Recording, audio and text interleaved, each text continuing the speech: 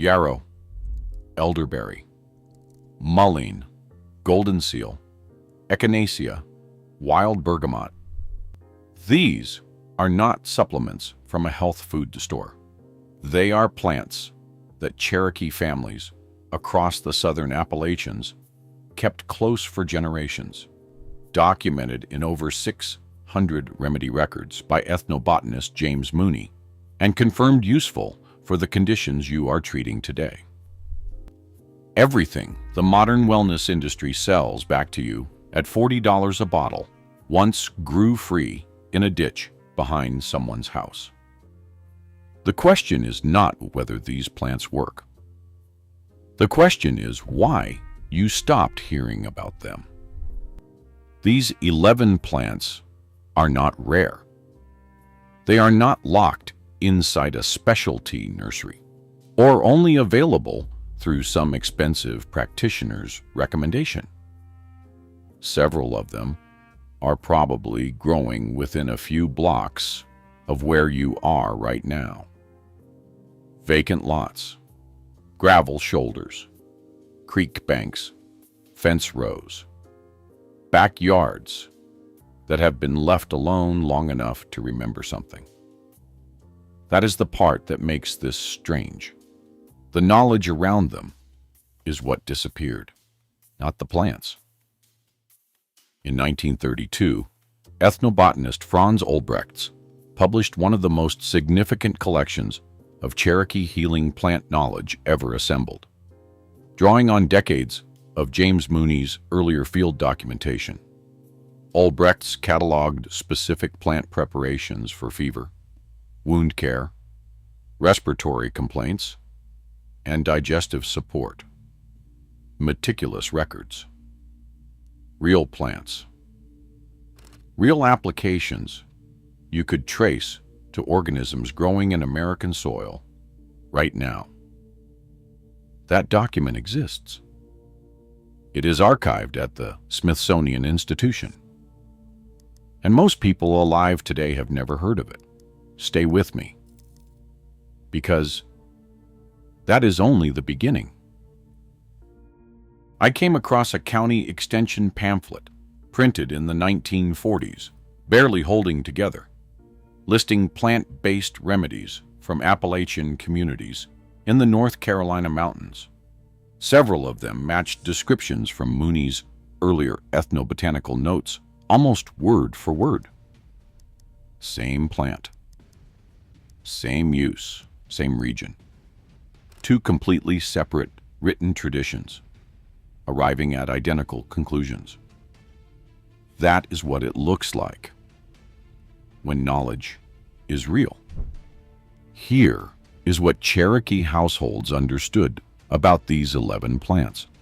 And here is why it matters for you right now. Yarrow grows on disturbed soil, roadsides, vacant lots, the edge of any field left alone. It was documented in Cherokee use for wound care and fever, and later studied for compounds with genuine clotting and antimicrobial properties. It is not a mystery plant. It is a weed most people mow over without a second thought. Echinacea, the purple coneflower, was formally listed in the Lloyd Brothers Eclectic Pharmaceutical Records in the early 1900s. Documented in Cherokee practice, present in early American botanical pharmacy. Then it quietly exited the mainstream formulary. Today it sells at a significant markup, positioned as a specialty wellness discovery. It was never a discovery. It was a standard. Mullein, that tall, soft-leafed plant growing along gravel roadsides and at the edges of fields. Cherokee communities used it for respiratory complaints. So did early Appalachian families. So did folk practitioners across Eastern Europe. Multiple continents, multiple traditions, same plant, same general application. Mullein is not exotic. It is everywhere. It has simply become invisible. Elderberry appears in virtually every Cherokee settlement record from the southern Appalachians. And here is something worth noticing. Modern clinical studies, including research published in the peer-reviewed journal Phytochemistry in the late 1990s, documented specific antiviral activity in elderberry compounds. This is not folk rumor. This is in scientific literature. The plant was already in the records before the studies confirmed it. Wild bergamot, which early colonists called Oswego tea after learning it from indigenous peoples in the Northeast, was used for throat and antimicrobial support in Cherokee practice. Bee balm. You can grow it in a home garden. Most gardening stores sell it every spring. The medicinal use is exactly what it looks like. Not hidden, not dangerous, just no longer named on the label. And then there is golden seal. This is the one that tells you the most about what happened to this entire system of knowledge. By the late 1890s, golden seal had been so aggressively wild, harvested for commercial sale, that several states had documented near local extinction of the plant. That did not happen because nobody believed it worked. It happened because the market decided it was valuable, and it was harvested almost entirely out of existence. Notice what that means. The same industry that later told you these plants were unproven was simultaneously building a commercial trade on the very same plants. That collision reached a breaking point in 1906. The Pure Food and Drug Act began defining what legally qualified as medicine. Plant remedies that could not be patented, standardized, or bottled at scale started sliding toward the margins. Not because the studies said they failed, because the system had no financial model for something that grows free in a ditch. And here is the detail that matters. One plant on this list is so aggressively common that it is almost certainly growing within 100 feet of where you are right now.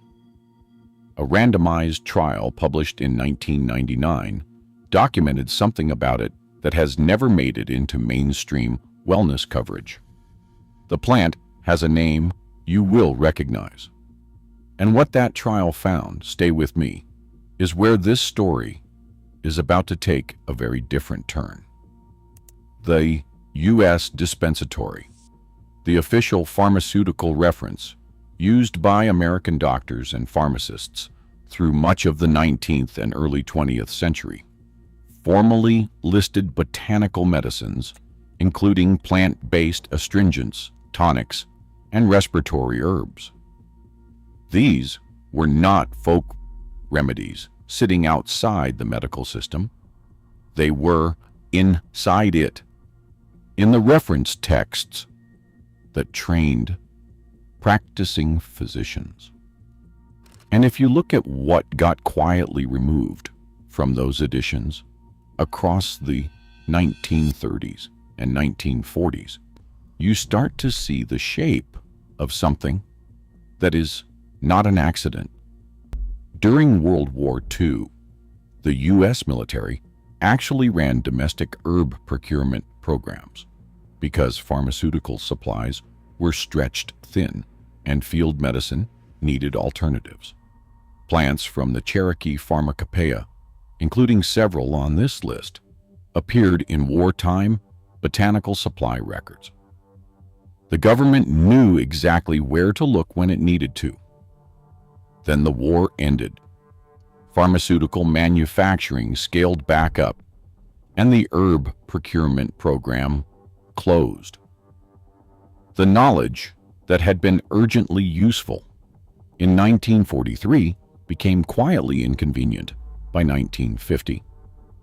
This is not forgotten by not accident. This is the pattern. Here is the part nobody tells you. The same plants that exited the U.S. dispensatory in the mid-20th century were simultaneously entering the supplement market at a significant commercial markup. They did not stop being valuable. They stopped being free. They got repositioned from household knowledge into specialty retail. And a system that once existed in your backyard started requiring a credit card. Now, the plant I left unnamed. The one growing within 100 feet of most viewers right now. It is plantain, not the banana. Plantago major, the flat, broad-leafed plant that pushes up through midwalk cracks, colonizes compacted soil, and grows in virtually every temperate climate on Earth. Cherokee communities used it for skin irritation, minor wounds, and drawing out inflammation. So did early European settlers. So did traditional healers across Asia and Africa. Independent plant knowledge systems on multiple continents arrived at the same species. In 1999, a randomized study published in the journal Phytotherapy Research documented the wound healing and anti-inflammatory properties of yacubin, a compound found in Plantago major. Ethnobotanist Daniel Moorman, whose Native American ethnobotany database catalogs over 4,000 Cherokee plant use records, includes plantain across dozens of documented applications. This plant is confirmed in indigenous records, confirmed in European herbals, confirmed in peer-reviewed literature, and it is almost certainly in your lawn, right now, being treated as a weed. That is the story of all 11 plants, compressed into one. Now finish the list. Sassafras was a Cherokee spring tonic used to support the body after winter, as a broad cleansing preparation. Early colonial America agreed sassafras bark was one of the first American plant exports to Europe in the 1600s. The FDA banned concentrated saffrole extract in 1960 after high-dose animal studies raised flags. Root bark tea is a legally and chemically separate matter. The nuance was never explained to the public. The whole plant got buried under the extract story, and most people stopped asking questions. Black cohosh. This single plant now anchors a global supplement market estimated at over $300 million annually. That market was built directly on Cherokee traditional use for muscle and joint complaints. The knowledge was extracted. The profit was not shared. The original context, the community practice, the preparation method, the generational transmission was replaced by a capsule with a trademark. Wild ginger grows in shaded creek bottoms across the eastern United States. Cherokee households used it for digestive complaints and nausea. It is genuinely common if you know what creek banks look like in spring. Not exotic, not imported, local. Staghorn sumac, identifiable by its distinctive red berry clusters, was used as an antioxidant-rich throat rinse in Cherokee practice. It is widespread, edible, and easily distinguished from poison sumac once you know the difference. It grows in fields, fence rows, and roadsides across most of North America. Spicebush rounds out the list. An Appalachian crossover plant used for fever and cold by both Cherokee communities and early European settlers who learned it from them. The berries were used as a spice when allspice was unavailable during wartime. It is findable. It is identifiable. It is growing somewhere near you right now. That is the thing Daniel Moorman's database makes undeniable.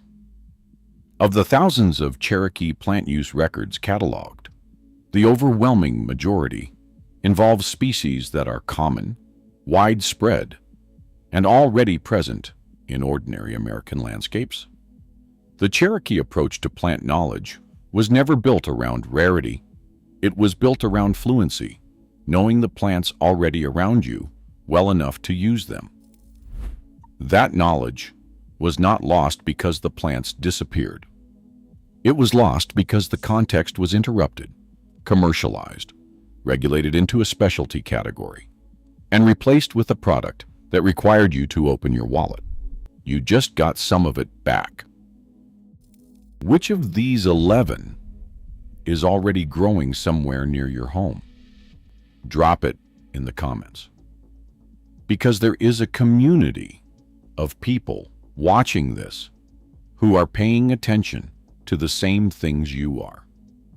And the next video, one Cherokee bark preparation, was so effective at addressing a specific condition that a major pharmaceutical company filed a patent using its active compound in the 1980s. That patent is public record. That story is significantly more buried than this one, and it is coming next.